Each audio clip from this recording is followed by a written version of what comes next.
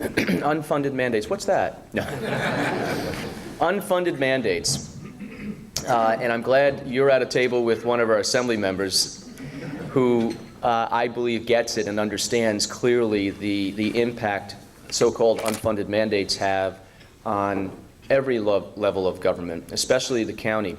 What an unfunded mandate is basically Albany saying to the municipalities or the counties or schools, here's a program that we think you have to do, and you're going to do it, and you're going to pay for it. Or we'll send you some money, but it's not going to cover what the costs are going to be. In the case of Westchester County, our budget's about $1.8 billion. Now, of that, we take in $548 million in property taxes. The rest of the money comes from different taxes like sales tax and mortgage tax. We have some fees and all those kind of things. So $548 million of that total budget comes in from the property tax levy. Now, when you break down the property tax levy, 40 cents of every dollar that you give to the county automatically goes to New York State just for Medicaid, And then when you add the other mandates, there's 9 big ones that consume over 80 cents of every one of your dollars that comes in for property tax. And we're almost lucky. Rockland County, for Medicaid alone, is $1.05. Now figure that out. $1.05 for every dollar that you bring in on property taxes in Rockland. So that's how burdensome it has become.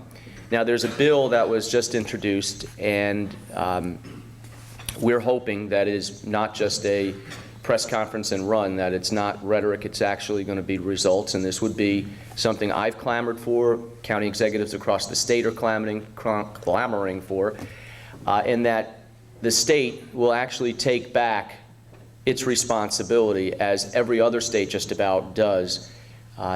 It's a share between the federal government and state governments. But what New York has done, and it's one of only, I believe, 3 now in the entire country, New York passes on half of its costs down to the counties to pay. But we have no say in administrating it for the most part. It's just, here's what you owe and cough it up.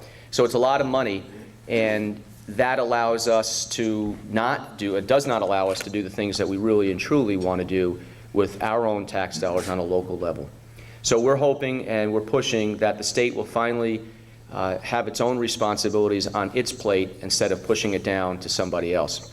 And that was my big issue with the property tax cap. A great headline, and I supported it, but it's got to be part and parcel with mandate relief, because otherwise it's a sham. It really and truly is. Because in the case of a property tax cap in Westchester, now should we have chosen, but we will not, because I'm going to have a 0% increase, but we would be allowed a 2% increase in property taxes. Well, if we were to add 2%, we would get about $11 million in revenue. Next year alone, Medicaid is going to be $9 million, and then pensions could be up to $17 million. Those are 2 mandates. 17 plus 9 is $26 million, and we would be allowed the most to bring in 11 new revenue. We're already in a deficit just for 2 programs from the state. So you can see it doesn't make sense. So without the mandate relief, a property tax cap is not only useless, it's harmful. In 2009, Sandy, correct me if I'm wrong, but I believe it's 2009, the state passed a law allowing special districts, including fire districts, et cetera, they lowered the threshold for the public to get a ballot question for a referendum, and that would be, should we, with 5% of the signatures in a, let's say, a volunteer fire department district or wherever, shall we merge, should we consolidate, should we abolish ourselves, to talk about all of the overlay of governments. That's been on the books, and there hasn't been one district, one area, one resident that I believe that has even started that move. So there is, on a lower level, some power to do so. Having said that, that won't abolish the issue of all of the interlapping governments right now. We have state, we have county, we have towns, villages, and cities that all do similar things. And yet, you as a taxpayer and me as a taxpayer, we're paying 2, 3, 4, 5 times for the same service. So we have to have a reduction in the number of governments, or just start divvying up the work, which is something that we've begun. We're going to have a big shared service forum coming up in a week where everyone could realize what it is the county does and offers. So perhaps there are some cities or villages or towns that could not do what they're doing anymore and let us do it, or vice versa.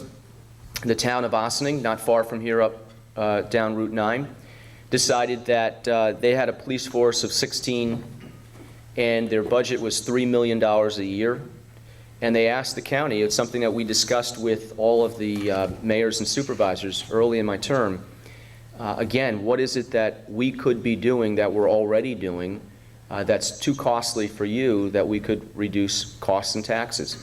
In the case of Ossining, they came to us and said, would you, in essence, if we abolish our police force, would the county provide, just as we're doing in Cortland and have been doing since 1998, would you provide police services? So we looked at it and we were able to do it for far less. And as a result, the people in the town of Ossining, as of this past January 1st, now have police coverage that is probably better than they had because we have more resources in the county because it's a bigger department. Less overtime for something like that. And the taxpayers in Ossining, the town of Ossining, were able to save about $800,000. And that's, believe it or not, still real money. And they saw a reduction in their tax bill. And that's really the way we have to start thinking. We've had other inquiries from other towns and villages. And I think today, with the economy the way it is, with people just completely maxed out on taxes, everyone's willing to give these kind of ideas a look, which in the past it was so territorial.